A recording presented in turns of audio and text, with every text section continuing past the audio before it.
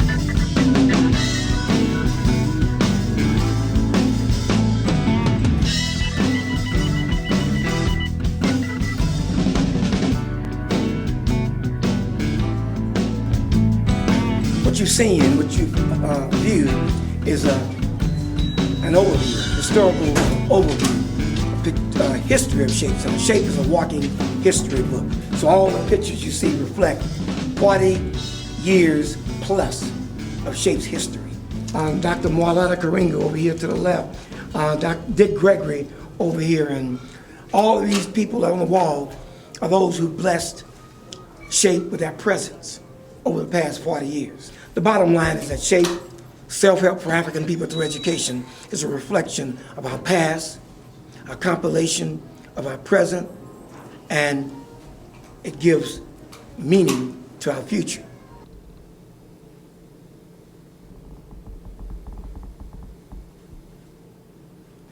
The philosophy of SHAPE is based on a concept of interdependence.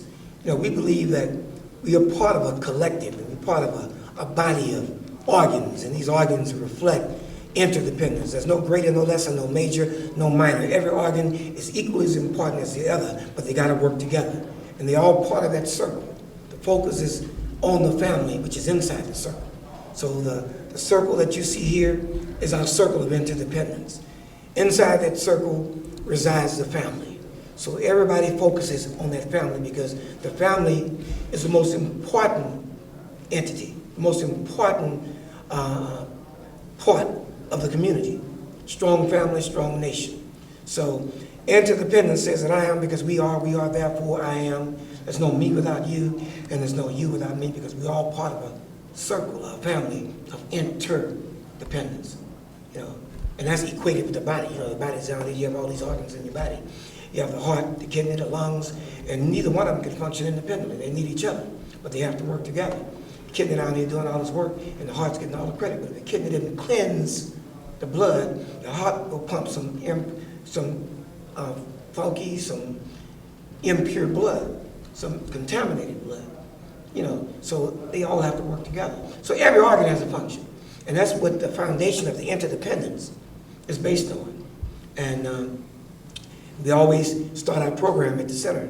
In this circle that you saw here, the elders start the day off in the circle. When the children come, they start the day off in the circle. Everything starts off in the circle. And we recognize that each one of them is as important as the other. You know, children learn from the elders, and the elders learn from the children. It's a cross-generation thing. Okay, Brother DeLoyd, I'm going to ask you, what was the purpose? Why did you start SHAPE Community Center? Well, you know, we always talk about family. Family is the foundation. And I'm not just talking about the nuclear family. I'm talking about the community family. I'm talking about the African family, the black family. I'm talking about the nation. That's a family. So we knew that if you got in trouble, and you, say for example, somebody was on drugs, the first person they're going to look to for some help is going to be somebody in that family. The first, even when they did the wrong things, the first wrong thing they were going to do to somebody was going to be done to somebody in that family. If they had to steal to get that drug money, to sell something, the first person they're going to is in that family. If they, in the first place money is going to be missing from is that family. So that's going to affect them paying the light bill. And when they got to get you out of jail, the first person they're going to go to is that family. And so the family hurts when you hurt. If there's a strong family, your survival potential, your ability to grow and develop and survive through that madness is greater. So we said, well, look here, let's go ahead and develop a center that was about family strengthening and empowerment. One that would be about making the family strong. And so that when that child or that mother, that grandfather, they'll have somebody to go to. They have a strong family. So what motivated, people always ask me, well, why did you start SHAPE? I know what's the purpose of you starting SHAPE, son? What made you start SHAPE? Nothing made me do anything. If something makes you do something, you better back up. Because that means you really don't want to do it. But I knew the importance of family. I'm talking about in the African way, the African traditional way. I'm talking about the concept of the Nguzo Saba, you know, how all of us are equally as important, no greater, no lesser, no major, no minor. Kind of explain the youth program that you have. We don't have a program that's focused just on youth, because those youth parents have to come to a parent meeting every single Wednesday night. and we have 100% parental participation. So it's the children and their families. So we have in our youth component and their families, we have children here. We teach the children, we teach them who they are. We want them to feel good about who they are. So we teach African history, Black history. We teach self-love. We teach them how important it is for them to love themselves. And of course, the important thing is that when the children come here, and I teach that child something, and they go home, and when I taught that child, it's not reinforced, I'm wasting my time. So we make sure that what we teach the children is reinforced with the parents at that parent meeting. So the children are here with the after-school program, summer youth program, freedom tour. We take the children on a freedom tour, retracing the civil rights movement, so they can better understand how we got whatever degree of freedom we presently enjoy. It didn't come through osmosis. It came through somebody marching, protesting, fighting, demonstrating for us to have it. So we take them on that freedom tour so they can go through that little trail from Edmund Pettus Bridge, Bloody Sunday, 16th Street Baptist Church, so they can go to the Dexter Avenue Baptist Church, Memphis, Tennessee, where King was killed at, Money, Mississippi, where Emmett Till was killed at, so they can learn about how that movement came into existence and how they are presently impacted by that movement. Because those people, those brothers and sisters, and we during that period did what we did for them, and they have to know it, then they can better appreciate what they got, and they won't lose that book that they used to lose. Because now they know that somebody died for them to have the right to have that book. You know, they won't pass up those opportunities that they have to vote, because they knew that somebody died for them to have the right to vote. All that's learned on that freedom tour, retracing the civil rights movement.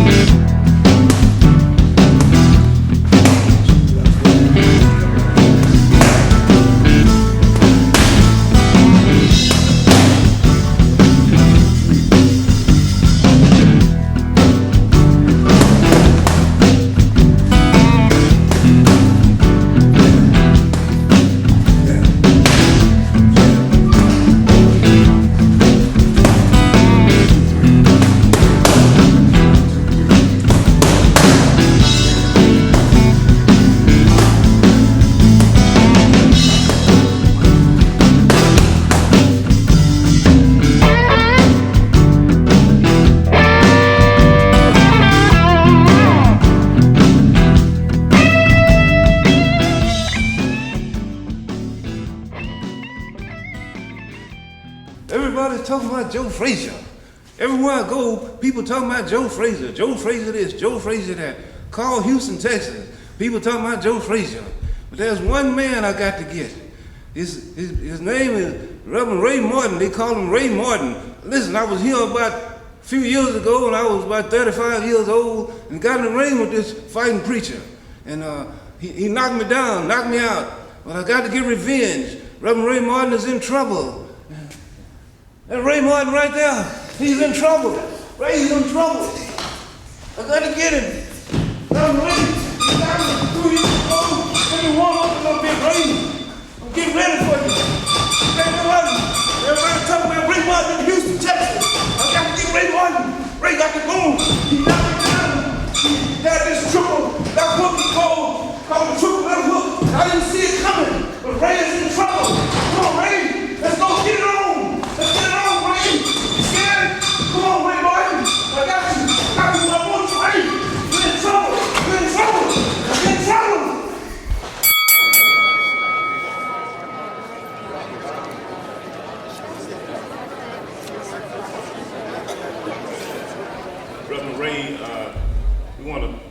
a little bit this morning about a little introduction of the PABA here. Well, PABA was chartered by the state of Texas October the 29th, 1969. Our purpose as stated in Article 4 of our Articles of Incorporation is to teach young boys between the age of 6 and 19 the art of boxing, develop a good character in the youth, and discover untapped resources of leadership and ingenuity in the youth, and motivate the youth to use their talent towards development of their community. How old basically is the PABA, Progressive Amateur Boxing Association? PABA will be 40 years old on October the 29th. We was chartered by the state of Texas October the 29th. Now we actually moved into the old building that was on the same spot on June the 1st, 1970. And there was something like a phrase that you would use about the boxing club. Yes, that's the phrase that our Council for Troubled Youth wrote many years ago. Uncle Bud Johnson, who's a long-time news writer and reporter here in the city of Houston, he put that together. A kid can't open a knife, 5 gun with boxing gloves on. We know that you were called a fighting preacher, so that meant you had to do a little fighting in your day. Can you talk about how you started with the boxing career? Yes. Well, ever since I was a kid, I used to listen to the Joe Louis fights on the radio. And I had made up in my mind at that point that I wanted to become the heavyweight champion of the world like Joe Louis. And I guess the thing that motivated me towards that, where every time Joe Louis would win a fight, they would give him a chance to say something. They would give him a chance to have a few words. And I concluded in my mind that I wanted to win the heavyweight title so that I could do what Muhammad Ali eventually did, use his leverage as heavyweight champion of the world to speak to some of the social issues that was facing our people, and this is what I wanted to do. So this is the reason why I got off with the boxing. So when I dropped out of school and went into the Air Force, I was hoping, and the reason I did that, my brother had gone to the Army and he sent back some pictures offering his boxing gear and everything because they had a boxing team on the camp that he was on. He was in the Army. So I thought that if I went into the Army, this way I could get a chance to do my boxing. So I went, I beg your pardon, the Air Force. I didn't go into the Army, I went into the Air Force. I figured that they had it on the Army bases, they also had it on the Air Force bases. And I guess they did have it on some Air Force bases, but unfortunately, I never could get on a base with a boxing team. I got a chance to play football. They had football on most of the bases that I got on. I never will forget, because one of the remarks that I make quite often there is that when I was, I'm the only person alive that played football against Prairie View in Texas Southern University, and also played football for both Prairie View and Texas Southern University. And while I was at Elton Field, I played against both universities. Well, right now, every Tuesday and Thursday, the elders, and I want to clearly explain to you what we think and who we think an elder is, because a lot of times people think, well, I'm old, I'm an elder. No, but you could be an old fool too. And there's a difference between an elder and a senior citizen. To be a senior citizen, you just have to be old. To be an elder, you have to be old and wise. Even on the TV, I see your hatred on the news. Even on the TV, I see your hatred on the news. You're beating and killing my folks and claim it's not even police abuse. I'm so tired of the you hate me blue.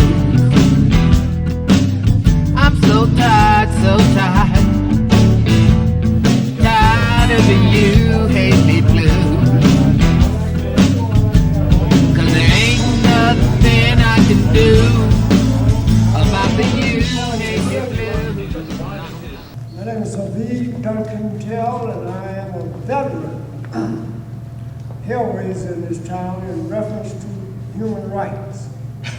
And we cannot tolerate any group, especially the ones that we are paying with our dime, to humiliate us as they've done at the Houston Fire Department. This department has been a long struggle for the people in this city to try and correct. We've gotten some semblance of correction in the police department. That was a long fight, long struggle. But now, the fire department is still trying to maintain and hold on to its old segregated way. I'm from Natchitoches, Louisiana. Came to Houston in 1959. Came to Houston and something was out of whack, I noticed right away. Checking around, I found a city this size, which I think at that time Houston was probably 5th or 6th largest city in America. There were no blacks in any position of power, not even dog catcher. And mentally, in the back of my head, I made a note that I would have to be a part of a force to change this. I took some labor jobs. I had to feed myself, and I had a wife. Later on, I got into the insurance business, and I decided maybe here I can make a difference. I was working for an all-black insurance company, Universal Life. And I went on to excel and become his first Texas Agent of the Year. But that wasn't the perfect entree into me going where I wanted to go. But it did force me into another position where I took some additional steps that started putting me on that path to becoming what later known as the town militant. I immediately suffered through some changes after some changes I went through with Universal Life that cost me my job. And I ran into the anti-poverty program, members of the anti-poverty program here in Houston. And they were impressed with my sales ability, because that's one of the things I put on my resume, that I am a salesperson. I can sell things. And they said, well, maybe you can sell the community on how to get itself out of poverty. And I became a member of the Harris County Anti-Poverty Program. Harris County Community Action Association is what it was known as. My first task was to do something about a little edition called Bio State. I always remember Bio State because it was in the city of Houston, but it had no running water. They were getting water from well pumps. It had outdoor privies or toilets or whatever, however you want to call those things. And they had no sewage in that addition. So I told these people, called them into a meeting and said, the one thing you need to do is to empower yourself to get those things that you need. You're going to have to organize. So we organized them into a club, and they said, now next step, we're going to have to go to City Hall, because that's where the problem can be solved. That's where it's being exacerbated from, and it can be solved from there. So we ganged up and we got in vehicles and other forms of transportation. I think some guy rode his bicycle down to City Hall, and we addressed the city council. Well, of course, they laughed at us and they said, hey, look, we understand what's happening out there, but they're on our list way down the road, but we'll get to them. I said, no, that's not exactly what we had in mind. We want something done, and we want something done now. And I'll never forget the guy that was over Public Works, and he became a lifelong enemy of mine as a result of me calling him out and letting him know it was his responsibility to take care of this human problem out here.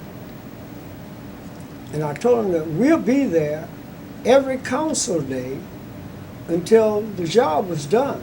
And we would be larger and larger each time we came. We were getting other communities to coalesce with us, and we were coming down, and we're going to come strong enough until we let the mayor know that his job is in jeopardy unless he makes this department here start working.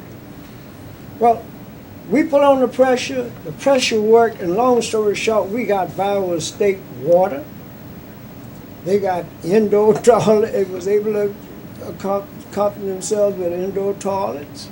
And, you know, we had sewage, the whole bit, everything that was expected for taxpayers to have that lived in the city of Houston. So every Tuesday and Thursday, the elders meet in this circle. And they meet and they have discussion.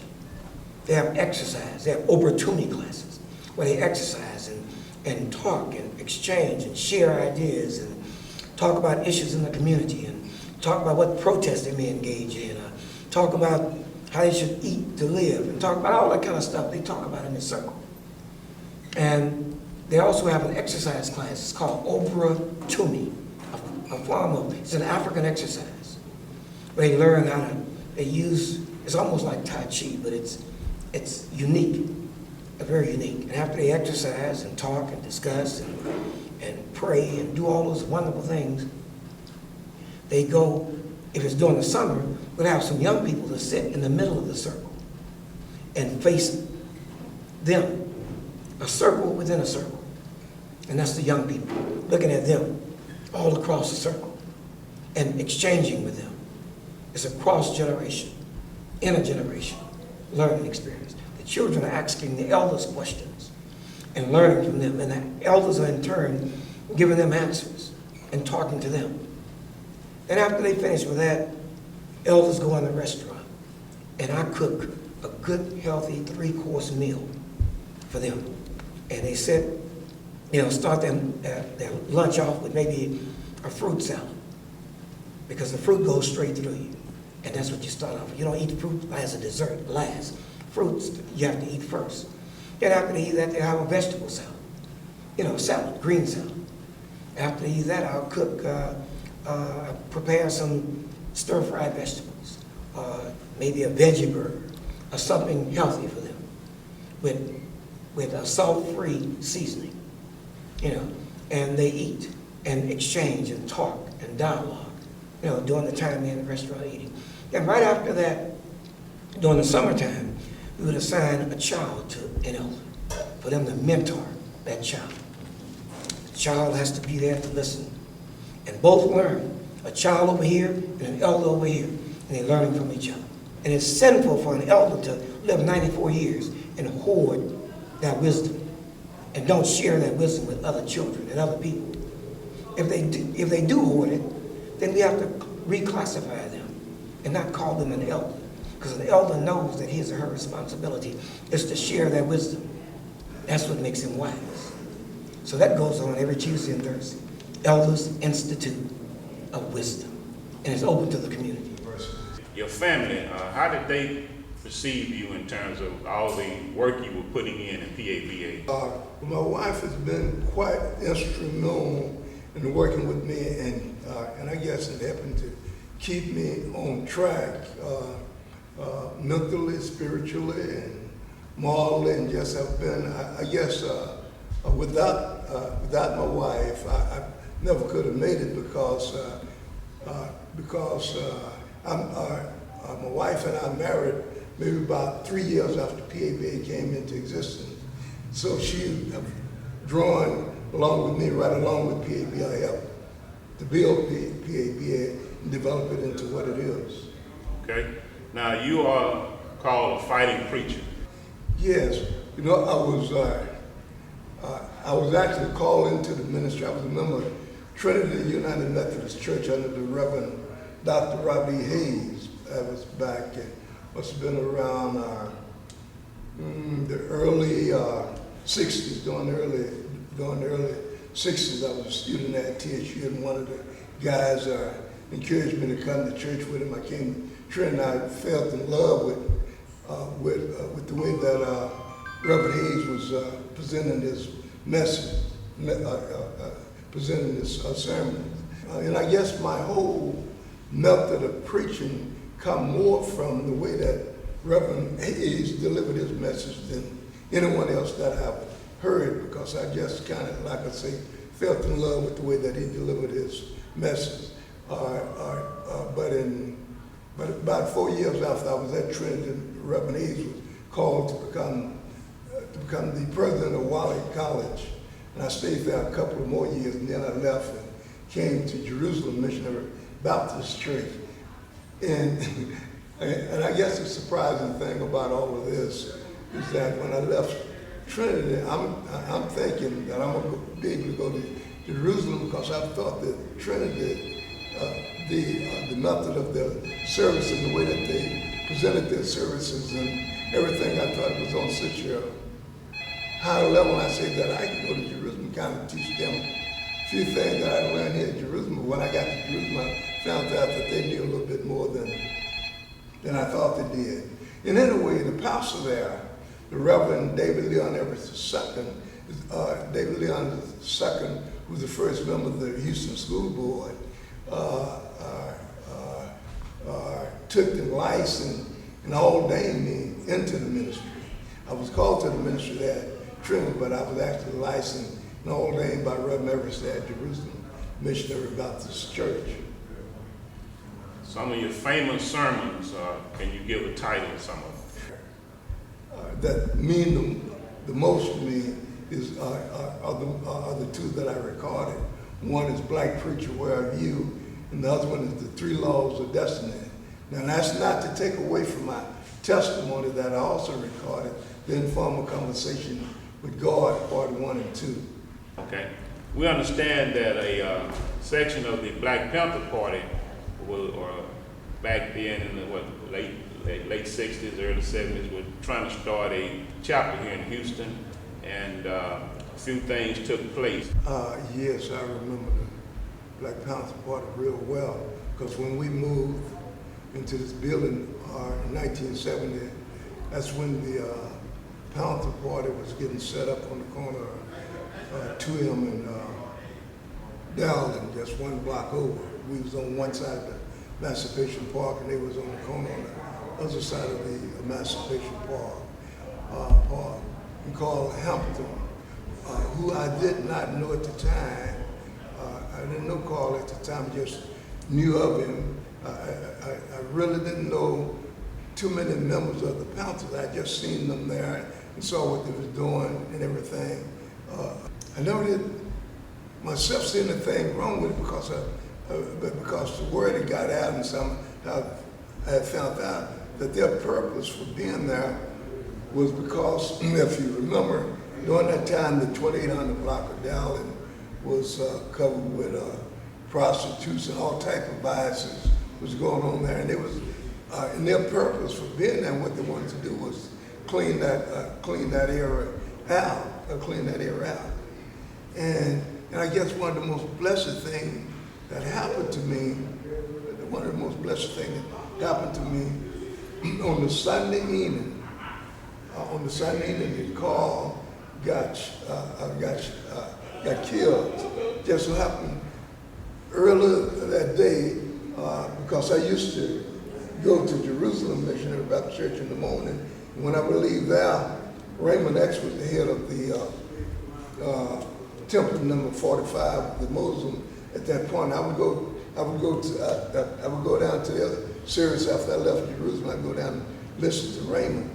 It just so happened on this particular Sunday, I had just left from Raymond, from mosque number 45 that was on the corner of McGowan and Dowling, and I was driving down Dowling, and somehow a car was coming, must have been coming from the park, because it was coming up Dowling, from the same block where the park is. and I got a chance to stop and talk with him. And that's when and that was the first time I got a chance to talk with him. And that's when he was explaining to me about their program and what they were trying to do, to explain the food program and how they was trying to, again, deal with the situation that existed there in the 2800 block, and he had such a beautiful personality, and it just, you would wonder how would someone with such a pleasant and humble personality could fit into the image that was projected by the papers with those guys with those rifles on their arm that just didn't go along with Carl's personality. And I was so glad I got a chance to talk with him there and find that out for myself from his own words, what they was all about and what they was trying to do. Souls Unlimited, about 1,700 strong. I won't go into all the details of how I sort of like inherited that group, because that was another youth organizer over that group, but he was snatched up and put in the Vietnam War, and I sort of inherited the young troopers, as I call them affectionately. And as a result of that, we did things together, took them to Galveston and all kind of, the whole purpose was to get these youngsters involved in community projects, because do all of the fancy things and then get them involved, helping with painting senior citizen houses, cleaning up the community, cleaning up the streets and the sewers, the sidewalks in the neighborhoods. So we got all of that going. And in the midst of that, there was problems occurring in the community that was sort of outside of what we were doing. And one thing we noticed, that young blacks were being killed or murdered at a more than, there's no normal rate to get murdered, but it was accelerating here in the city of Houston. We hear about 1 this week, 3 next week, and it's just on and on and on. Well, we didn't really get involved until it happened to us. One of our youngsters was a young man named Dawkins, who had not really joined the Souls Unlimited. He was sort of like looking into whether he wanted to become a member.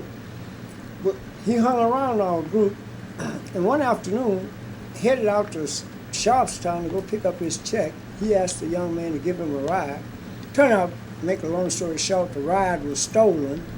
Police got behind the vehicle, and young Dawkins did not know the circumstances. So I imagine he did what any normal human being would do, and I was asked the young man, say, hey, look, I don't know what's going on here, but let me out of here.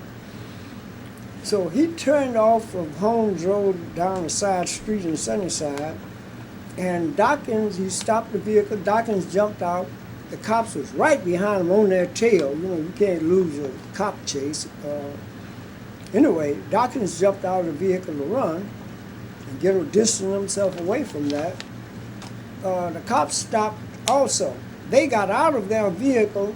The young man that was driving the vehicle, the stolen vehicle, took on off, and they didn't follow him. They took aim at Dawkins and shot him in the back and cut him almost half in two with some double-aught buckshot shells. But Dawkins, the word got to me that afternoon. Some of the members of the organization went out to investigate, and they called me and said, hey, one of our people been hit. And that's when we had a huge meeting of our lieutenants, top lieutenants, about 75 of them. We met at a park and decided to take some action as a result of this. That action led, and let me just be brief here, led to us going to City Hall. Being the elder of the group, I decided, the youngsters had written a speech, but I decided I'd make the speech because all of these guys were in high school, and I know immediately they were going to be expelled and a whole bunch of other calamities were going to befall them. Had one of them made the speech, they'd make a scapegoat. Say, let them scapegoat me. So I made the speech, and that was the 10-pig statement. That's where we went before City Council, and the mayor to put on alert the city of Houston that if another youngster within our organization was murdered, not killed, but murdered, that we, by the police department, we would take an action that was called, that would call for killing 10 pigs for every youngster that was murdered in our organization. Now the whole purpose of that was to just shock these cops to their senses, don't kill any more young brothers in our area. And of course, obviously it did, because we never lost another youngster. But it didn't stop it in other areas of Houston. And I'll come to that, because a young man that was one of my insurance clients, and remember I told you I worked for Universal Life Insurance Company. So going back to that, it was a young man that was just gotten out of the service, and he was doing what young people do, and I guess he was drinking. Police got behind him, and he outran the police to one area, but they called, it was in Galena Park area. In Galena Park and city of Houston, there's a dividing line called Fidelity Road. So he was zigzagging over between Fidelity Road, Galena Park, and Houston, and Clinton Park is what it was called, trying to get to his house. Well, he almost made it, but the cops blocked him. The city of Houston and Galena Park police blocked him and caught him. Well, you know, they were supposed to take him to jail and let him sleep it off and then bring him to court. Well, it didn't happen that way. Police department, now they were in Galena Park, and they put him in Galena Park jail because they say that's where the first offense occurred. Well, the Houston Police Department was supposed to go home, but they didn't do that. Houston Police Department went down to Galena Park and said, hey, let us show you how we handle niggas up there in Houston. When they run from us, we make them pay. So they stripped this young brother naked. Bobby Joe Connors is the young brother's name. Stripped him naked, like and started beating him and kicking him. And they did that to such an extent that sooner they realized that he was lying on the floor and he wasn't breathing. So they rushed him to the hospital and all of that, but there was no reviving Bobby at that time, because what they had done, they had kicked him and busted his spleen, and he died there in the jailhouse. Well, of course, that rose the community, and I got a call in the middle of the night. Some brother called me and said, all right, Duncantell, I heard you on Channel 13. I was looking right at you, and you said you were going to get 10 pigs for every brother killed in the city of Houston. Well, I didn't say it exactly that way, but I can't avoid this situation when I found, especially when I found who it was, a young man that was in my, I knew his family, I knew him. And so the people in Clinton Park and Galena Park decided to protest. So that's where I met Carl Hampton, the young brother that later we were to end up again taking on the police department. But this was in Galena Park, and I met Carl, and it was in sort of strange circumstances because I was there to help just to protect the protesters. We always knew when protesters were in strange territory, there had to be a group that wasn't going to protest. They were just there to make sure that nobody else, involved themselves with the protesters or tried to stop them. Matter of fact, the Klan came from Pasadena, which is close to Galena Park, to scare the young protesters out. Well, when we showed up with our briefcases, and everybody had something in their briefcase, and I said, I'm not afraid to say it, I had a 45 and a 38 in my briefcase. And most brothers had some that was in the protection squad, had some weapon that they could use if they had to. We were a defensive group. We weren't no aggressive group. We weren't shooting anybody or doing anything to anyone. Matter of fact, no one knew we had weapons unless it became necessary.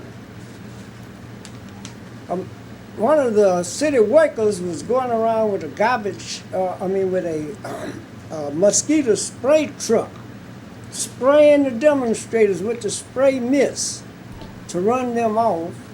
And Carl and I must have like simultaneously got up on each side of this vehicle. He came up on one side, I came up on the other. I didn't know Carl, I didn't know he was there.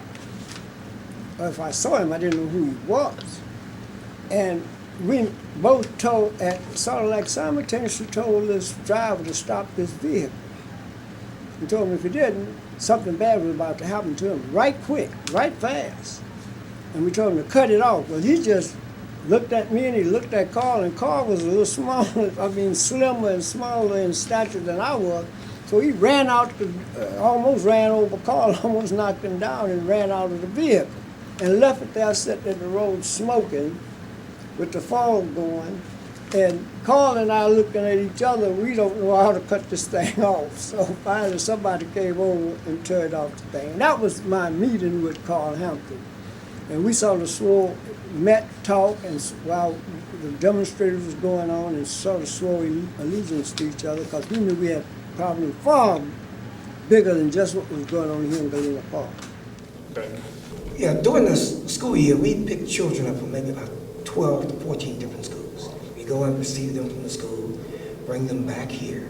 When they get here, they have their snack, eat a healthy snack. Today I got some rice crackers, rice cakes, spread it with some healthy peanut butter, with some agave nectar on it. And they won't get any juice and nothing. They get too much sugar, they'll get water. And after they eat that snack, they'll have the opening circle. They come in the circle. When they come in the circle, they start off with their ritual. They'll ask permission from the elders to proceed. Then they'll do their circle of interdependence. I am because we are. We are, therefore I am. There's no me without you, and there's no you without me, because we're all part of a circle of interdependence. Then they'll go to the next thing. They'll do the children's pledge. As a child, I will listen to learn. I will look to learn. I will think to learn. I will follow the rules and act appropriately for myself, for my family, and for my community. Then the elders, the adults, parents in the circle, the teachers, will do their pledge. And that's that. I believe in the ancient African proverb that it takes an entire village to raise a child. I will listen to the children. I will nurture the children. I will teach and I will model appropriate behavior for myself, for my family, and for my community. That's what the teachers and the older people in the circle do. Then following that, they do the 7 principles.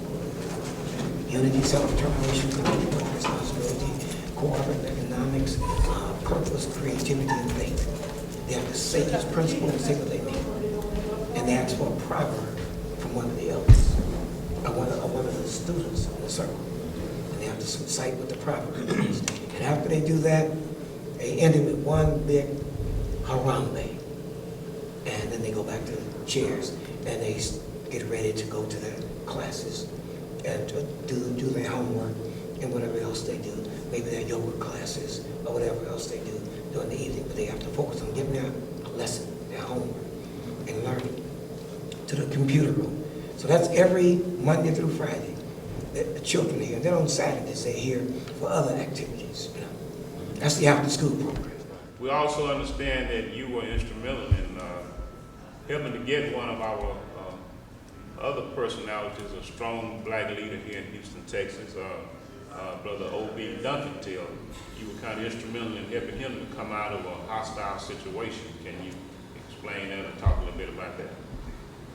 Yes, on that, and as I was saying a little bit earlier, on the night that Carl got killed, it was that day when I got a chance to talk with him. The standoff had already begun to take place. You had a lot of people, and I went down there to check it out. Okay, point of reference, standoff. Can you explain what do you mean by that? Well, the standoff between the police department and the People's Party number 2, because what was taking place is the People's Party number 2, the guys say they was trying to get them to put their weapons down and not to parade around their headquarters with their weapons, but they refused to do that. So because of that, they had to stand off with the police department. And on this particular night, evidently the police department must have concluded that they was going to come down and take over People's Party number 2. And they had a platoon of policemen marching down to him. A little bit on the other side, they started a little bit on the other side of Jordan Road, Missionary Baptist Church over to him, marching up towards People Party number 2. And somehow, in the process of doing that, Duncantell and I came in contact with each other, and we saw, the policemen saw what they was, saw them marching, and we knew that they was going to march down on People Party number 2. So we went down to the headquarters to try to warn the guys that they're going to have to leave out because they had this platoon of policemen coming down to, I guess, if they didn't come out, they had M1 rifles on their shoulders. They were going to have a shootout with them. So we went in, so Duncantell and I, we went in the headquarters at People Party number 2. We tried to encourage the guys to leave out, but they refused to leave while we were there. They said they were going to stay there and shoot it out with them. And Duncantell and I stayed there as long as we could, trying to encourage them to leave. But after them leaving the Gospels, started marching down, Duncantell and I came on out of the building because we didn't want to get caught up in the situation. So as we was coming out, this is when the policeman was clearing down and they was pushing everybody back on the other side of Elgin. Everybody on the other side of Elgin. And Duncantell and I was just coming out of the People's Party number 2 headquarters, and we was going to come down Elgin also. We were not down Elgin, but down also. So how he was informed that these cops was going to possibly take some type of shot at him because he had been off into, he had challenged the Houston Police Department. Neither one of Duncantell had given that statement for something that happened out at the Sunnyside dump. For every kid that is killed, 9 pigs, I think you could say, would have to die.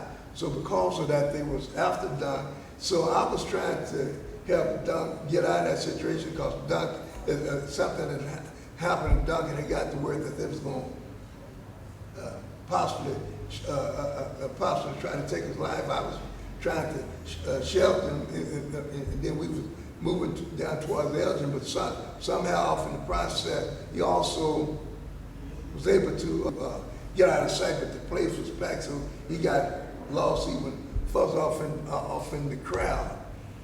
And I wasn't moving and following and up with the crowd to the degree that the policemen thought that I should have been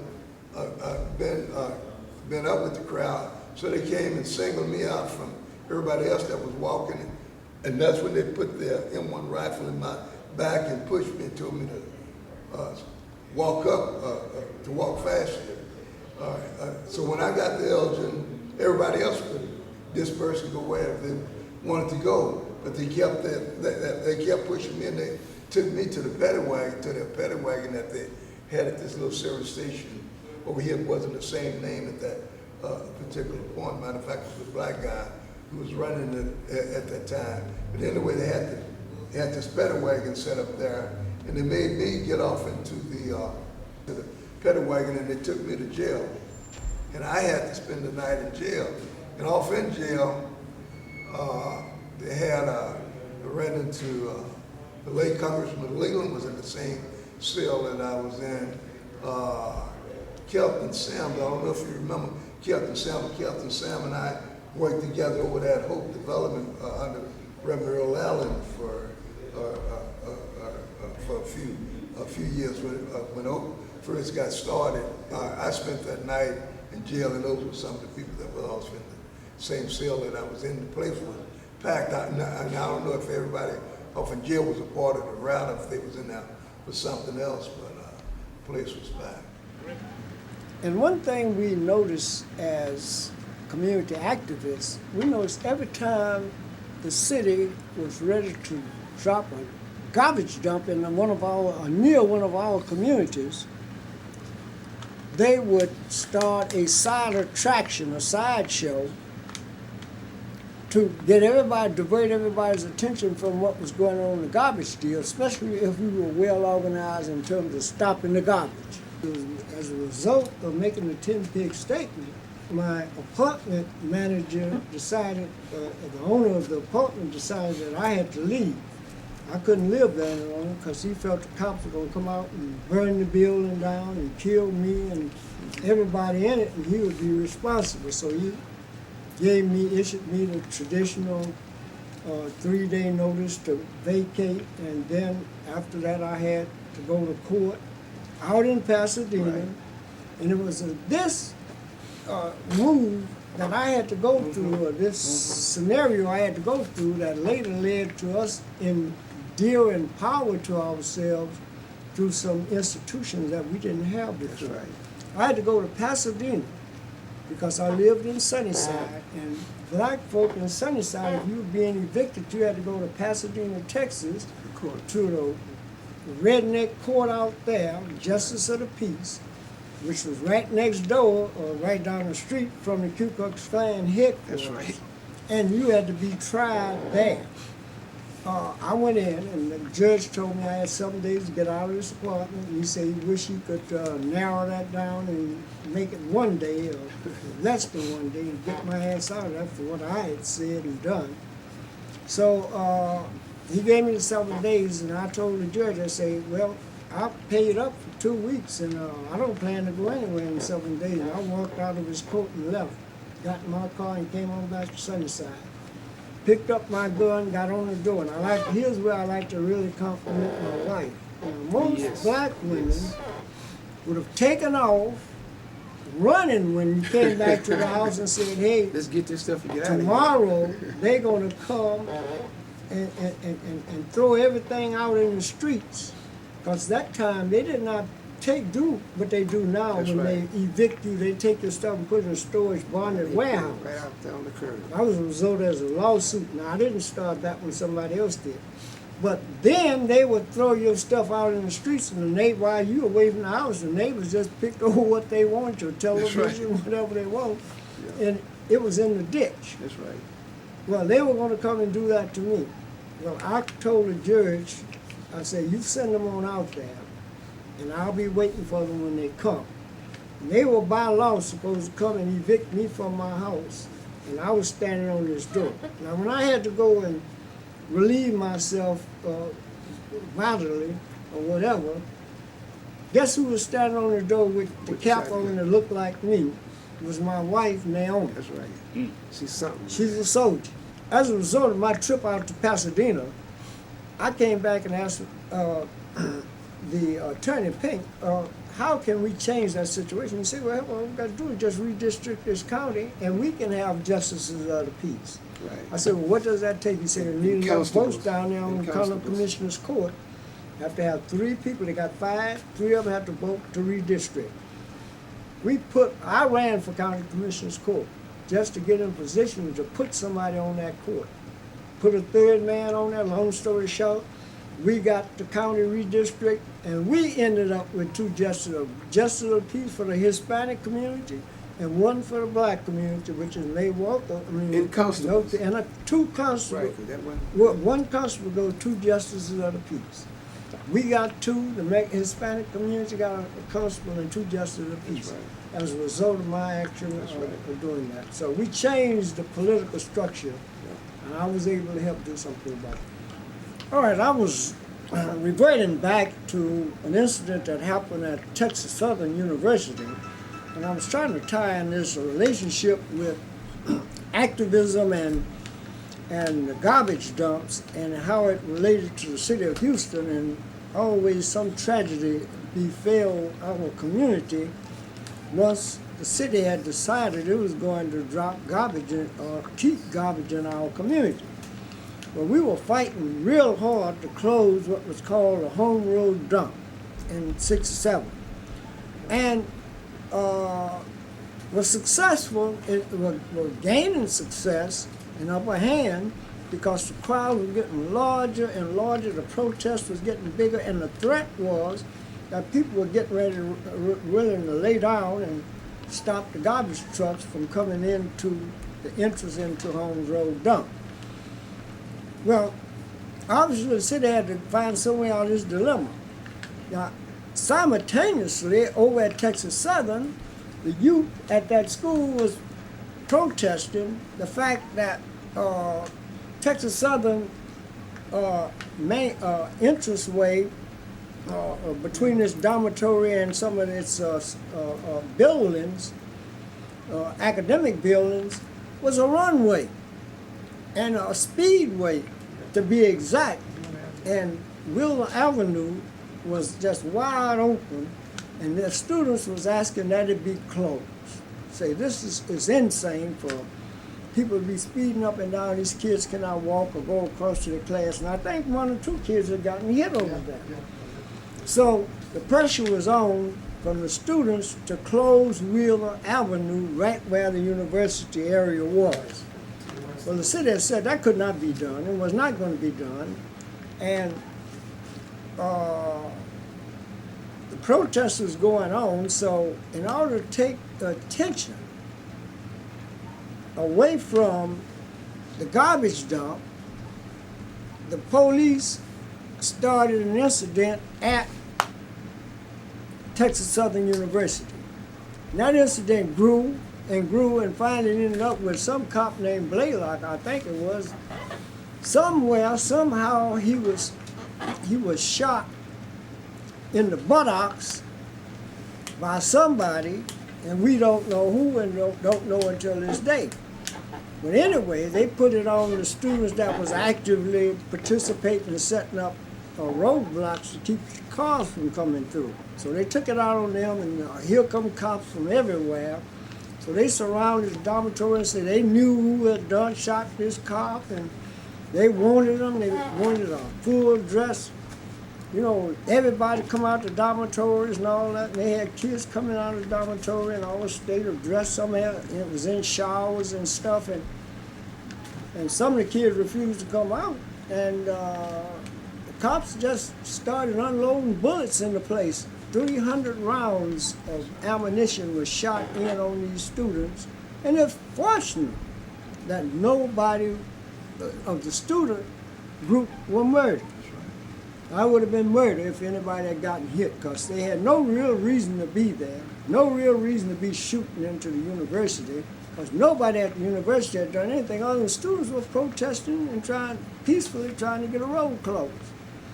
Well, during that melee, a cop got shot, right, named Quebec. Policeman named Quebec got shot right between the eyes.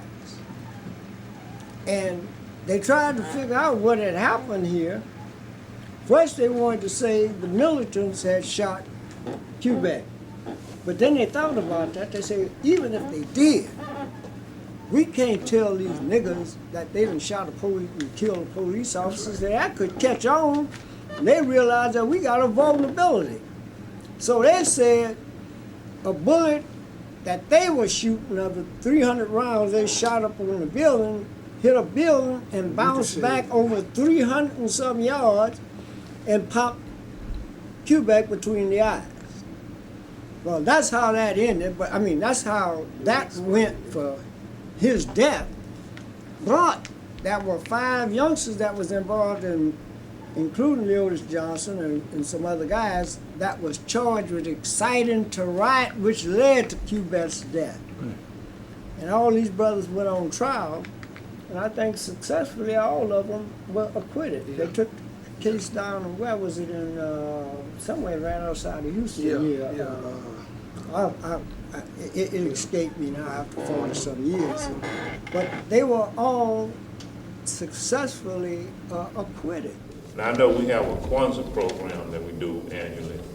Can you explain a little bit about that? Yes, and we have over 100% parental participation. Why? Because we don't set them up for failure. In other words, a parent is not just somebody who gave birth to a child. A parent is a person who helps take care of a child and care for that child. So that means if you can't come, if you're the biological parent and you can't come to that parent meeting, you have to send somebody else to represent you who helps you with your child, since you don't raise your child by yourself. The grandmother could come, the uncle, the aunt, somebody who helps you with your child. That way you don't have any excuses. I gotta work. Well, send somebody else who helps you, since you do not raise your child by yourself. That's why it's 100% participation. Then you were mentioning about the, what was that just now? You mentioned Kwanzaa celebration. We practice Kwanzaa 7 days a week, 365 days a year, because it's not just a celebration. Kwanzaa is a value system. It's in Nguzo Saba. Let me clarify something. Everything I was telling you earlier is Kwanzaa, but that's Kwanzaa in practice. Now we celebrate Kwanzaa, obviously, on the 26th of December through the 1st of January. We celebrate during those 7 days, or we practice during the whole year. So it's important that the 26th of December through the 1st of January, we celebrate, speak to, accentuate, lift up those 7 principles and teach and engage in the culture by bringing good into the world. We do that during those 7 days, but more importantly than what we do, what we celebrate is what we do the remainder of the year. I want to emphasize that. To celebrate Kwanzaa means nothing unless you practice the principles of Kwanzaa 365 days out of the year. And that's the most important thing that I want to emphasize. Because a lot of people celebrate Kwanzaa, but they go back to being, some of them go back to being silly, foolish, and counter to our value system after they celebrate.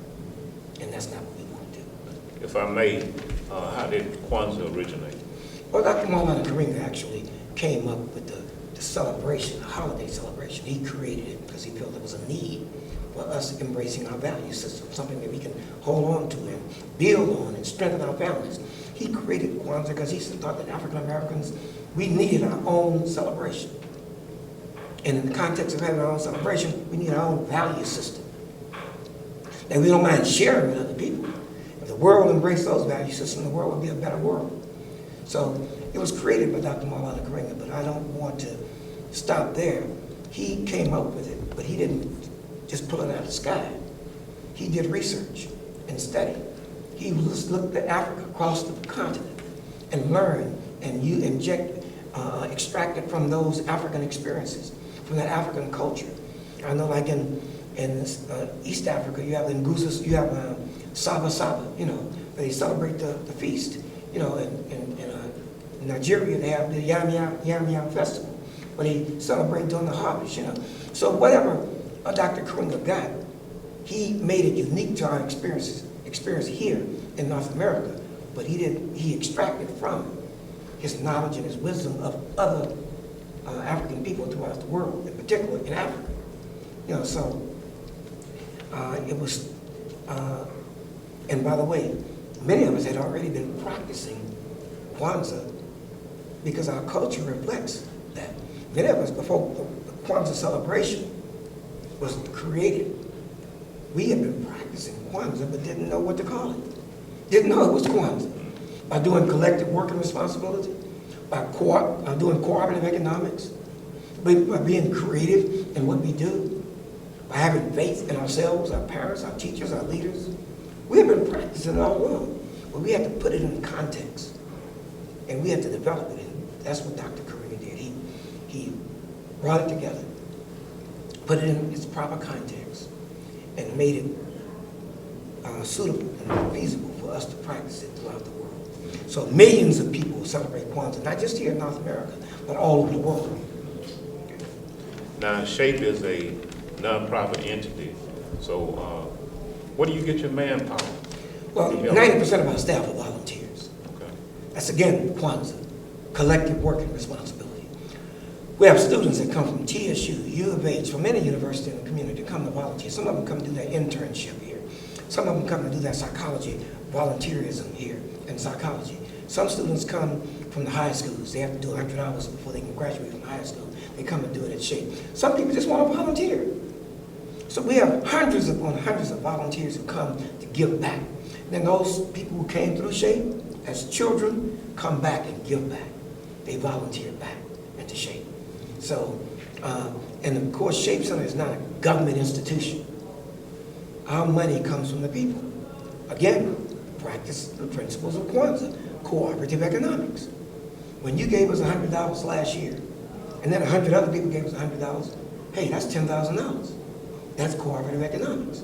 When we have a fundraiser, and people come and they buy some food, that's cooperative economics. And that's self-determination. So the money to keep SHAPE Center going are the resources. It doesn't always be money. Money is necessary, but resources are necessary as well. Because it takes money sometimes to buy resources, and you can get them without having to pay for them monetarily, then you still have the resources. So people come and give through fundraising, through cooperative economics, through collective working responsibility. People come and give, and they help create opportunities for us to get funds to keep SHAPE Center going. But remember, the largest budget category in most institutions has to do with staff. And if most of our staff are volunteers, then we don't have to worry as much about that. We just have to be concerned about our core staff. And that core staff is who supervises the volunteers. We struggle with them. You know, and remember I mentioned that interdependent concept? If you're hurting at home, and you donate to SHAPE or give to SHAPE, SHAPE is going to be hurting because you don't have as much to give to SHAPE. So we're part of an interdependent web, and what affects you has an impact on us, and vice versa. If SHAPE is not able to do all that it's been doing, it affects you because you benefit from SHAPE. So it's all interdependent, and I want to stress the circle of interdependence. We need each other, and we have to work together, and we have to use family unity and self-determination when we think for ourselves, speak for ourselves, believe in ourselves, not have other people telling us who we are. We have to embrace collective working responsibility, working collectively. We have to embrace cooperative economics, pulling our resources together. We have to embrace, have a clearly defined purpose, know why we're here. And we have to embrace creativity, being as creative as we can be to get what we need. And then, of course, we have to embrace faith. We have to have faith in ourselves, faith in our teachers, our leaders, our parents. We have to have faith in the righteousness and victory of our struggle. We have to have faith.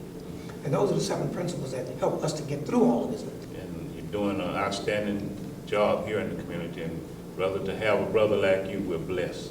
And we want to thank you for this interview. Thank you very much. Just in closing, I'd like to stress that I am because we are. We are, therefore I am. There's no me without you, Dewayne, and there's no you without me. We are all part of a family, a circle of interdependence. Progressive Amateur Boxing Association has had a lot of prominent and successful professional fighters to come by here. Can you kind of talk about some of those fighters that you can recall that come through here? Yeah, I guess all of you great fighters came through just about. Joe Lewis came by, Sugar Ray Robinson, Archie Moore, and when they would come by, they would get involved with the kids, and the place would be packed. Buster Douglas came by. Sugar Ray Leonard. Matter of fact, we got some pictures and tapes with Sugar Ray Leonard being here. Don King has been here. Ralph Cooper was instrumental in bringing Don King and Larry Holmes. Don King and Larry Holmes. Ralph Cooper was instrumental in bringing them by. And of course, Ralph Cooper is one of our sports commentators here in Houston, Texas. Those are Joe Frazier never did actually get to PABA, but we had a lot of contact with Joe Frazier, but we never actually got a chance to visit PABA. But most of your great fighters are, like I say, Larry Holmes, Archie Moore, Joe Louis, Sugar Ray Robinson, and you don't get too much greater than Sugar Ray Robinson. I think most of the fighters are young fighters, even Ali in some degree copied his style off of Sugar Ray Robinson's style. I know that Sugar Ray Leonard copied Lawson. He even took some of his name. What are some of the other people that will come through here, you know, politicians and whoever would come through to either look at the program here or help you out with the program? Yeah, I guess most of your mayors either came by or helped. I know Louis Welch is the one when we appeared before the city council trying to get our first grant, and they had that tie on wasn't even going to give us the funds or not, and Louis Welch was absent at that point. And then the next week, they reconsidered. They didn't have a reconsider, but it came before the council again. And it was Louis Welch vote that broke the tie. So Louis Welch was one of the great supporters. Then Senator Benson has been by. Was that Mayor Jim McCann? Yeah, McCann. Okay, right. Jim McCann, right, man. Jim McCann. He came to one of our boxing shows, matter of fact. Yes, he was a good friend of PABA. Okay. Reverend Ray, is there anything else that we may have left out that you want to kind of expound on? Nothing other than I think, well, I do believe that this has been a real, the whole experience of being here, being able to last for 40 years, and through all of the different things that we had to go through, and to be able to keep the doors open for these 40 years, which will be on October the 29th, on October the 29th. It's I think it's a blessing, and I just like to say that I'm very thankful to everyone who have donated and contributed to PABA and made this happen, especially my family. And I know without the help and support from so many people and so many foundations, that we never could have made it to this particular point. Then often recently, so many people have supported us, like and so many foundations, financially, like the Houston Endowment, the Houston Foundation, not to mention the gift that George Foreman gave to PABA for our endowment plan, not to mention one of my sisters at Jerusalem Missionary Baptist Church, she's deceased now, that's Sister Lita Sunshine Frank, who used to give me a financial gift every Sunday after church, along with some oranges, apples, and a little candy. And we're just thankful to the people who have given us this type of support down through the years. And as I was stating off in the beginning, my wife, Barbara, and now who also not only helped me here, she also gave birth to a lovely daughter and a fine son that works here with us, because my daughter's a student, an English teacher at Jack Yates Senior High School, but every summer she helped us with help her mother with PABA summer program.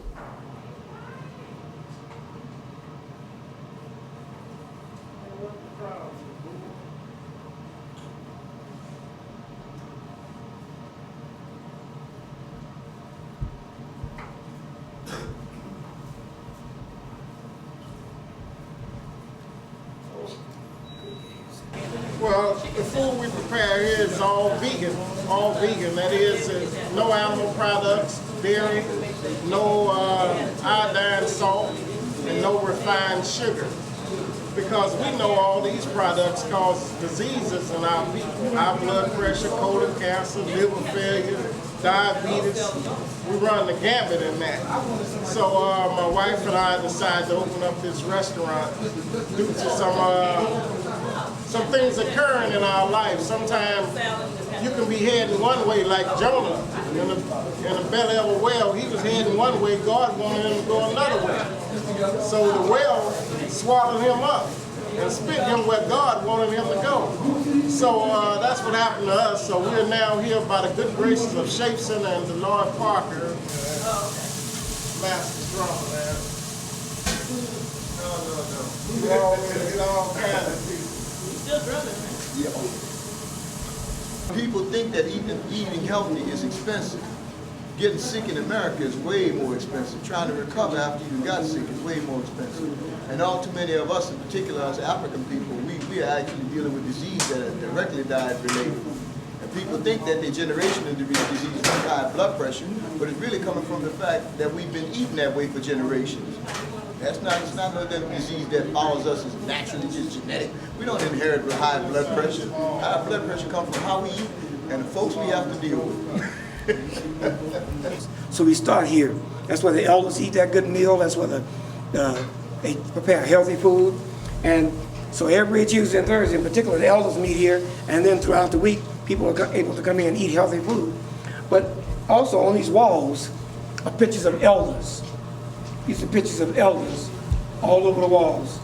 And one of the elders you see right here is Elder Amelia Boynton Robinson.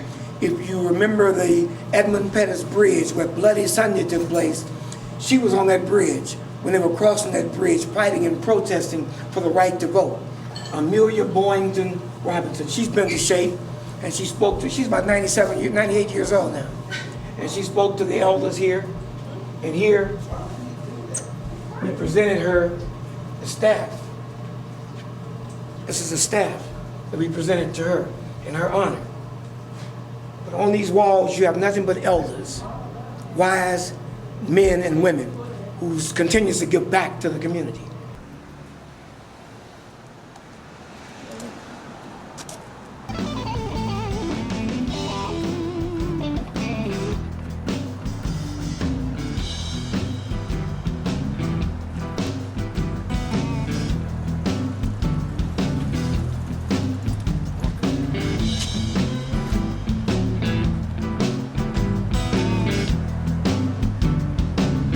Well, I'm a Shaper now. I'm connected with Shape Community Centers, the only organization that I affiliate myself with on a full-time basis. I'm the artist. I actually have a facility that he gave me in the second floor to utilize of an Almeida Shape building. And this is where I create my magic. Well, I'm dressed in a royal fashion. I know they were doing a documentary on Shape and DELOYD Parker, so I had to represent. So I'm representing the highest form. This is high artistic kingship. If I have to go before a king, which I have many times before, this is similar to what I would wear, minus the jeans. I pull up here on my chariot. This is one of the best chariots I've ever had. I got 2 baskets on the back. This is one of the pieces of one of the elders at the Shape Community Center. They call it Elders Institute of Higher Learning. And this is one of the elders that's been most faithful. She's been around since the conception of Shape Community Center. And this is some of the work that I do for Shape. But let's move on back to Dowling Street because that was one garbage dump situation. The Dowling Street situation, I just wanted to show the similarities between when a garbage dump is to be dumped on the black community and the black community is active and in full gear to stop it, they start a diversionary tactic somewhere else to get the people's attention away from the garbage dump.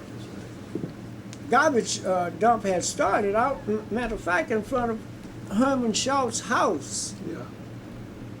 Out near his house. His wife was one of the protesters out there who ran them out of off of Alameda Genoa Road. And this is where the chief lived. We had his address. We knew where he lived.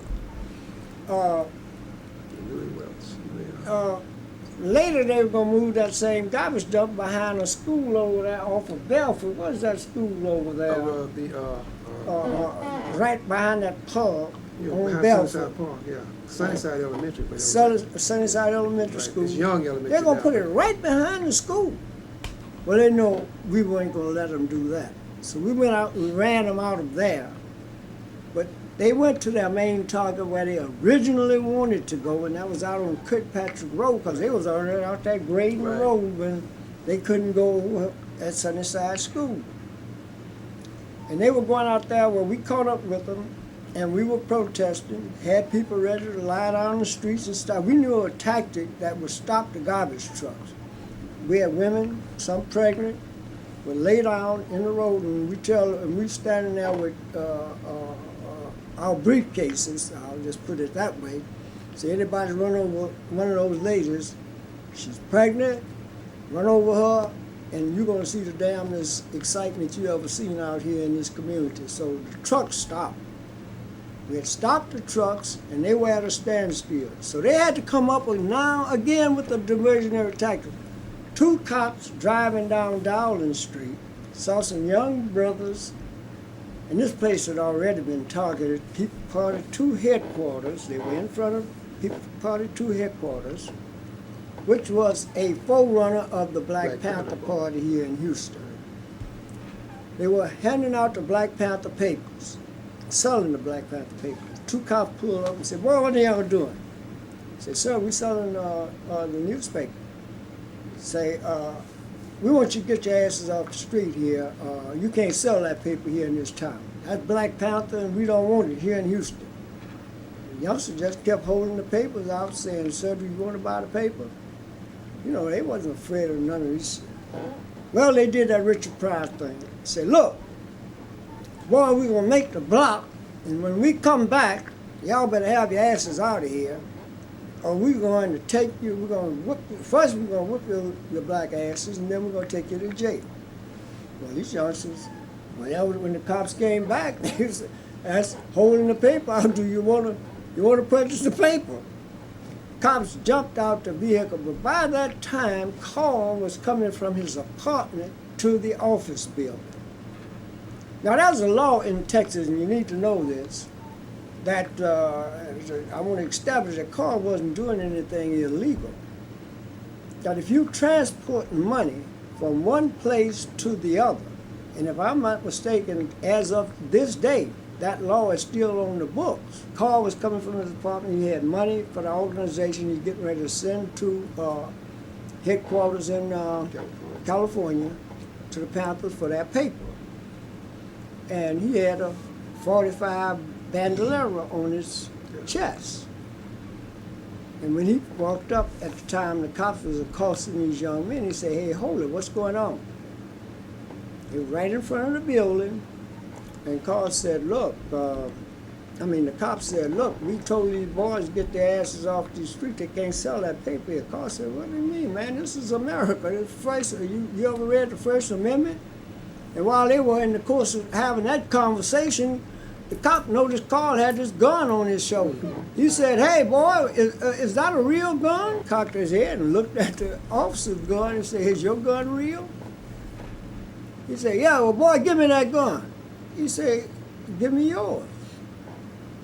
And the officer went to go for his gun. That's when Carl pulled out the 45 and put it right up to the officer, in front of the officer's head, and said, "Now look," and told his partner, say, "I'm looking at you. If you make any kind of funny move, I'm going to have to take your partner out." And he said, "Now get on off the property and go on. We don't want any trouble. We just trying to be peaceful citizens and help this community." Well, the cops realized that they were outdrawn and was in had a dire situation here if they had tried to be aggressive. So they moved back into the car, drove over into that park, Emancipation Park, and officers need assistance. And of course, 80 laws, helmets, and all the riot gear and everything showed up, I understand. Now, I'm still out now. Where was I at this time? I was out at Kirkpatrick Road where they were trying to lay this garbage dump. So was all, more than half of Carl men was working with us out there. Some youngster ran out to tell Carl people, say, hey man, you need to get back to Dowling Street. We got a problem. These officers surrounded the building and called them to come out or they were going to burn the building. You know how they did, what was that group in California where they burned the building down on top of them? Symbionese Liberation. Symbionese Liberation They did Army. it also to the Oriented. Well, they were getting set up to do the same thing to calling them, but a strange thing happened. The people in the community saw what was going on, heard the language of these cops, and they jumped out of their vehicles and stuff and started coming out. I understand now. I didn't see this, and I can't vouch for this, but I know when I got there, I can tell you what I saw. These people got out with their weapons and stuff and said simply, if you kill those youngsters in that building, because everybody knew who was in that building. They was having to clean up the neighborhoods. They were dealing with saying, crime if you and all of that. kill them, then you're going to have to turn around and kill us. And they had weapons. And more people started getting nuts and jumping out of their cars with their weapons.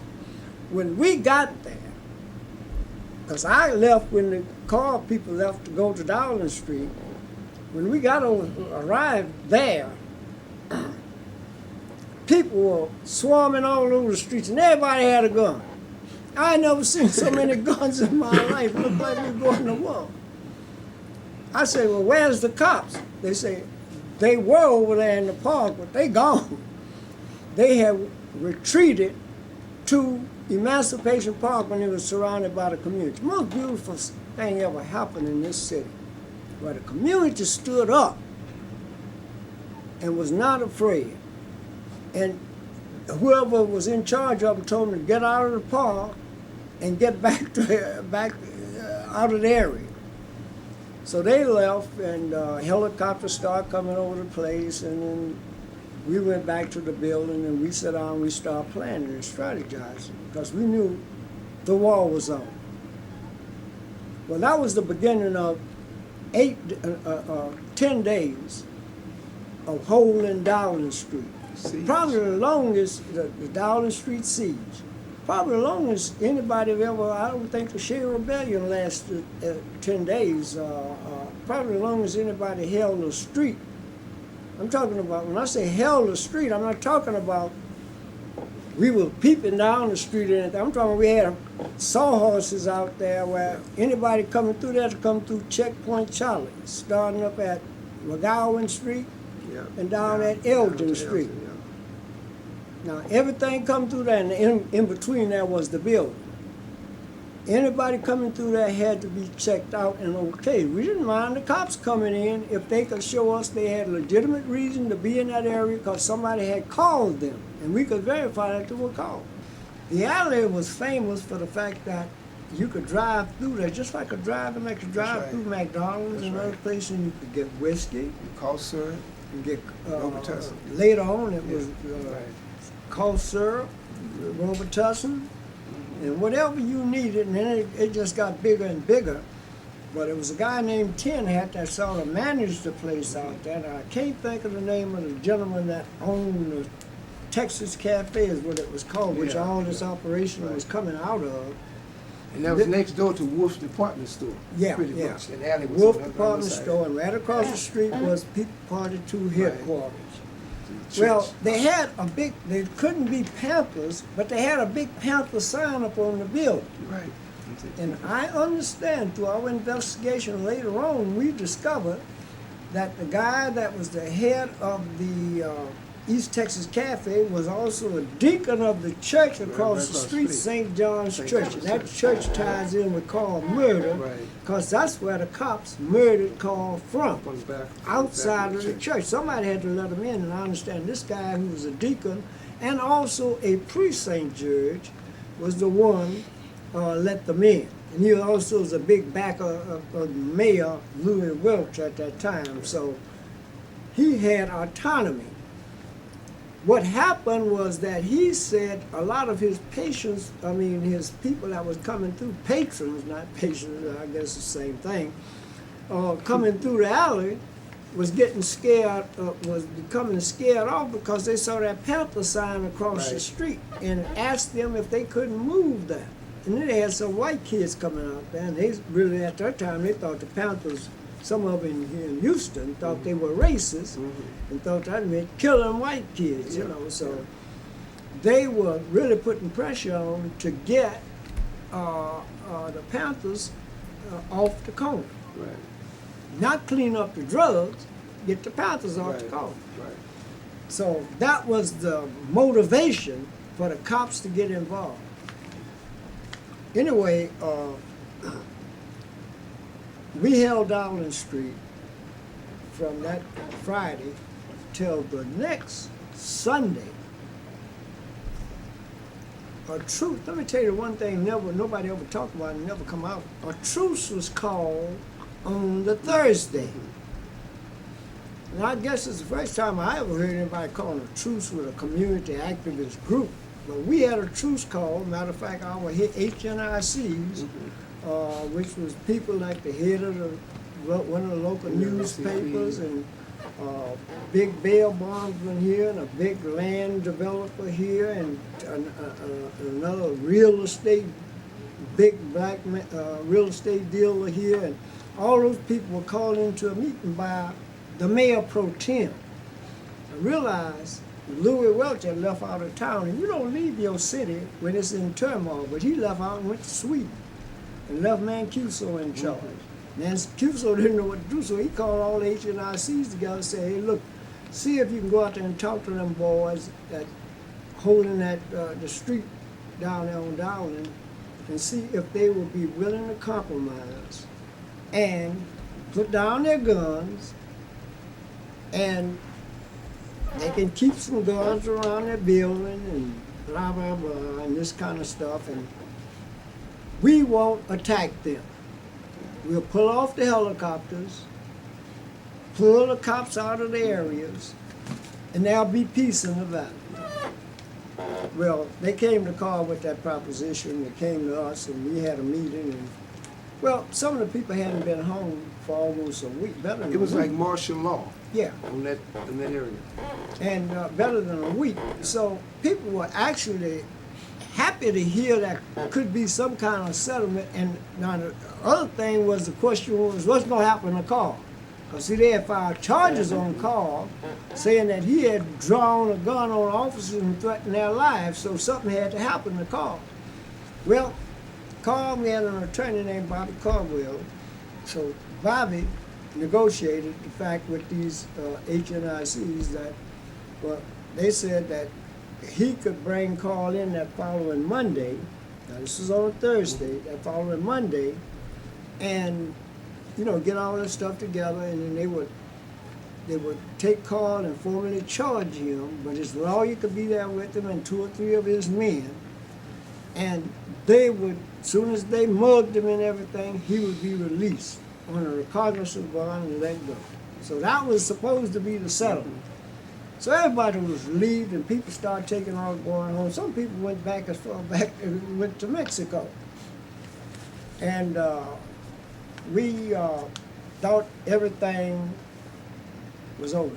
In the back of my mind, I knew it wasn't, but we thought it was over. Coming that Friday, nothing happened of any significance. Saturday, it was dead, really. Nothing going on. But that Sunday afternoon, in come the gendarmes running down, broke through the barriers. Well, we had taken the barriers down. I take that back. They drove down the street. 30 cars passed this building. We were in the building having just a brief meeting about what was going to happen Monday. And we were watching them. On the back of the building where our guards were, they picked up 2 of the guards who were guarding the back of our building. They picked them up. That was to keep them from seeing the cops going into the church house, where they were going to set up to take a shot and murder Carl. Long story short, Carl called O'Reilly, because Bobby Caldwell, the attorney, found out how much it would take, $300 to get those boys bailed out, so we could find what the hell had happened and why had the cop broken the truce. And while we were having a rally to do that, in come the cops Well, some lady, I never forget as long as I live, somebody in a vehicle edged up into the crowd and said, "Hey, Carl, there's some white men on top of the church house building." And Carl had just finished speaking. I think Barty Hill had just finished speaking, and I was about to speak. And Carl said, "Well, hold it, let me go check this out." Carl started on the side of the building, the same side of the building he was and the church was, and he was looking up at the church, and he could see white heads bobbing up and down. He came back and asked Barty Hill and said, "Hey man, are any of your people on top of the building?" He said, "No, it's not my fault." Well, we knew then it was the cops. Carl went across the street by Wolf's, got behind a post, and stood there with his rifle at ready, and leaned out to see what was going on, and that's when they hit him. They hit him with a dumbbell chair. Out of the church house, not on top. That was just, they were dummies. I mean, those were just decoys. They shot him from inside the church house and murdered Carl right there. On my left, I have Kenyatta, and Kenyatta and I go back to when we was having the tearing down the old building and building this building, and we was out there in the 5th Ward together. And on my right, I have Brother Kenya, who has been a dear friend and a supporter of the organization, even worked with us with our young people with teaching drum classes and what have you, and who is a real active and a true activist off in the community when it comes to actually hands-on and doing things off in the community. I first heard about Reverend Ray Martin in New York City. That was my first knowledge of him in Brooklyn, talking about the Reverend that knocked down Muhammad Ali. And you know, that was kind of, you know, from the South, coming from the South, we kind of, it's like, that was kind of interesting. But when I moved to Houston, I had no idea I'd be right across the street from him. You know, and getting to know him, it sort of like become a very prominent image for me and helped me in the moves that I make here in the city, the positive moves. And I started coming across the street and, you know, donating my time to the children. Because he, you know, he's a magnet for children. And I have that same magnetic thing, so I started blending in with him with the drum classes out in the open field. You know, I was getting ready to give up. And I came across the street one day, I was just going, and I came, because when I go to the I usually come across here and sit down. And so he came out, and I said, you know something, I feel like just giving up on this Panther Party, but winners never quit, and quitters never win. And I sat there going, okay, he's right. I need to stand there because, you know, the activist movement is very small. It's not big anymore. You don't have large amounts of people protesting and marching and speaking about, you know, human rights and civil rights. It's very small, so, you know, you're gonna have to be able to take a lot now because it's so small to be able to be triumphant in order to influence those who come in after us. So I see now it is becoming the 5%. That 5% so that they can influence that 85%. Or that 100%. So he's very influential to me as a new Black Panther member. Not new Black Panther Party, but as a new generation of Black Panthers. I was with Mr. Ovide Duncantell, who is a icon in the grassroots community. Not in the Afro-Turf community, but in the grassroots community. And I was with him one day, and a gentleman walked up to Mr. Ovide Duncantell and asked him, do you know who I am? And Mr. Duncantell did not recognize the fellow. And the fellow began to tell Mr. Duncantell who he was. The fellow, and we got this on video, by the way. The fellow told Brother Duncantell, he said, I was a medic in the hospital when Carl Hampton, the Black Panther, was assassinated.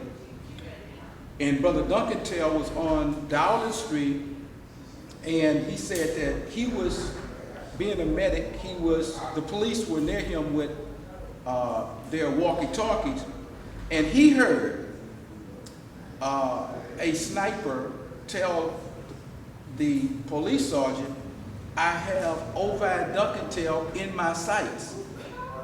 Should I take him out?" And the sergeant said, "Well, is there anybody else near Mr. Duncantell?" And the sharpshooter said, his response was, "There is someone next to him." He says, "and it's a preacher." I forgot if he called Reverend Ray's name out or not. But he said, "There's a preacher right next to him." So the sergeant told the sharpshooter, "No, leave it alone." And so Reverend Ray put his arms around Brother Duncantell and led Duncantell off of Dowling Street. In other words, to make a long story short, as the man was relating to Brother Duncantell, Reverend Ray actually saved Duncantell's life. I like to link things because the political power in the city, remember I mentioned that in my opening statement, there was not even a dog catcher in this town? That's right. Well, I decided I was going to change that. I waited and worked with groups, and I thought somebody else would go that was known here in Houston. Everybody was afraid to come forward because the police department had put out a need there. Anybody run for a public office and they haven't been given the permission to do that, they're going to run afoul of the law. Now, that wasn't like some written law. It was just an understood law, like you. Okay, well, I don't believe in views and laws and none of that kind of stuff. That is not written down and codified by state legislators. I decided to file for city council. Well, I went down to file. The first thing I met with, the lady asked me, the little nice lady sitting behind the counter, she said, "Sir, you want to file for city council?" She said, "You know it's $500 to put your hat in the ring."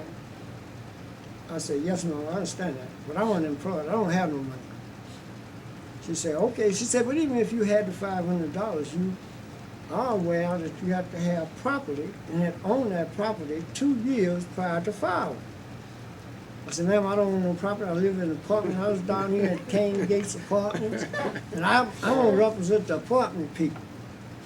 She said, "Well, you can't do that, sir, and I can't sign you up." I said, "Oh, I'll be back."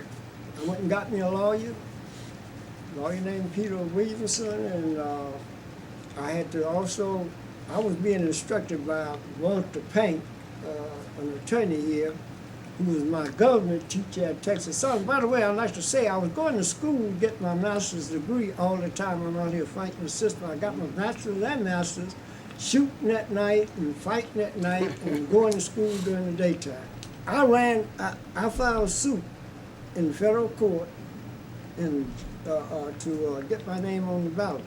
We won the case. Now I'll give you copies of the case itself, case law, and the statements that the judge made that we didn't have to have, it was illegal for them to talk about me having property ownership. That law had been knocked out somewhere back in Boston. I think the Judge Singleton told the city attorney.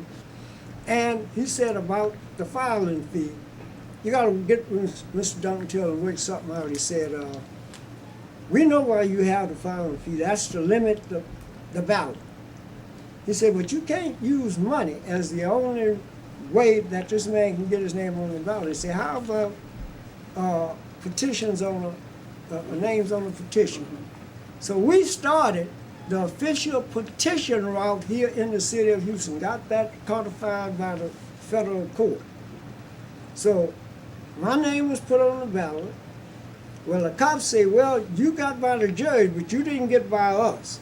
And I was coming from a campaign rally one night headed home, and they caught me over here on McGregor Drive, and 2 officers stopped me, and that was no contest. And I won't go into details on what happened on that, but they didn't handle me, I handled them. Me and the 2 officers ended up in Ben Taubes in the hospital. But they called for, one broke away from me and called for assistance. Officers need assistance. Now here I am, one man, And there were two cops, both got guns. They called for assistance and it looked like they were coming out of parachutes. To their own estimation, it's in the paper, it was in the Chronicle paper, 38 officers showed up at the scene. But what they did, they surrounded me, and then a crew came in and beat the hell out of me. I had a white shirt on, a white shirt and a tie, coming from a rally, and the coat was in the car. And that shirt was red, blood red, in the front and back when they got through with me. The minister, who was at University of Houston, and his wife came down and saved my life. Minister Walls, his name was. He was a black Presbyterian minister from Philadelphia. No, from Detroit. He and his wife came downstairs when these cops were whipping me and beating me, and I'm bleeding from my ears, my eyes, and everywhere else, and called to a sergeant that they saw who just pulled up. And the wife said, I didn't know this until we got in court. She testified to this, that she said to the officer, Sergeant, I just took down your car number. And if that man dies that y'all are beating there, I'm going to turn your number, car number, into the FBI. She said, unless you turn around and shoot me and my husband. Well, I heard the sergeant tell them to get up off of me. And they stood me up, and that's when they planted the marijuana cigarette. I heard an officer, I saw a white officer come up. He came up from nowhere, had a short sleeve shirt on. He was in the narcotic division. Reached into his pocket and said, Sergeant, pull out a little matchbox. He said, no wonder this nigga out here fighting with y'all. He's full of marijuana. He's high on this stuff right here. He said, I just got this off the dashboard of his car. And they all started laughing. And I said, I know you're not going to do to me what y'all did to Leodis Johnson. Plant some marijuana. One cigarette for him. Leodis Johnson was given 30 years in the penitentiary. At the time, there was just one joint. Well, they had just a matchbox, and he said, oh boy, you're going to be gone for a long time. He told me I could run for officers up in the penitentiary. Anyway, we went to court, and everybody was testifying against me. The mayor testified against me, and he wasn't there. I mean, I'm talking about people that was totally unrelated to my case, and my attorney was trying to protest them testifying. And the judge, who was a judge named Sam Davis, who claimed to be a descendant of, what was the Confederate president name? Something Davis. Yeah. He claimed to be a direct descendant of him. He was the judge in my case. He wouldn't let my attorney object to nothing. And called my attorney a whole bunch of niggas. We had a recess, and I told my attorney, I said, you go and you tell that old decrepit bastard, if he called me a nigga one time in the country, you go get my transcript, and you find that transcript of that tribe, and you see he never referred to me, he never referred to nigga anymore after I told my attorney this. I said, court is over. See, at that time, they didn't have these magtronomers, and I had my briefcase, and you know what I carried in my briefcase. He always carried his pistol. My briefcase was sitting right there, and if they had that jury, something, the creator must have told them, said, don't you put him in the penitentiary. They could have gave me the same 30 years they gave Leodis. But they gave me probation, 9 years probation. Had they given me 1 day time, I was going to turn court out. It was over. I told my wife and the lady that was with her, I said, if they give me some time, y'all just ease out here, because the show is over. In 1975, we started the organization, the Black Heritage Society. Joe Tasby and others working with us. And the purpose of that was to sort of give my image a change from a sort of from Saul to Paul. Yeah. And if you're familiar with that biblical association, yeah, right. To give me a little softer image. And we decided to organize the Black Heritage Society, and we took on as our main project honoring Dr. King. In the process of doing that, is a minister here in Houston named C.D. Daniels and Leo Daniels, two brothers out there on Jensen. They had contact directly with Dr. King's father. And one of the young ladies on our board said, hey, why don't y'all, if you want to get somebody here when we have the honor of Dr. King, let's get Dr. King's father here. Well, I thought that was the craziest dream in the world. But she put me with the Daniel brothers, and they arranged to have Dr. King's father come here. But it took 3 years to get the street name changed to get up to We about. had to first get the street changed from South Park Boulevard, and that's, by the way, that's my next fight. They're trying to change that. We changed South Park Boulevard to Martin Luther King Boulevard, and we had a huge ceremony. Dr. King's father was here, and he commissioned us to carry on. That's right. And we've been doing that. This is our 32nd year coming up now. And we're probably the only program in the country that Dr. first. King himself, the first, plus Dr. King's dad, Daddy King, was here on spot. We got him on tape.